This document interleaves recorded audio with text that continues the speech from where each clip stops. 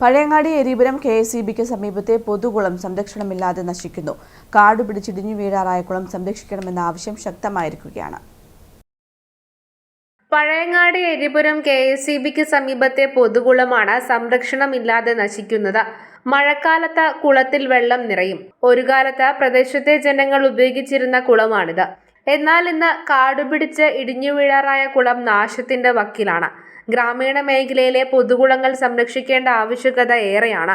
ഇത്തരം ജലസംഭരണികളായ കുളങ്ങളാണ് വേനലിൽ ഉൾപ്പെടെ പ്രദേശത്തെ കിണറുകളിലും മറ്റും വെള്ളം വറ്റാതിരിക്കാനുള്ള നീരുറവുകളായി മാറുന്നത്.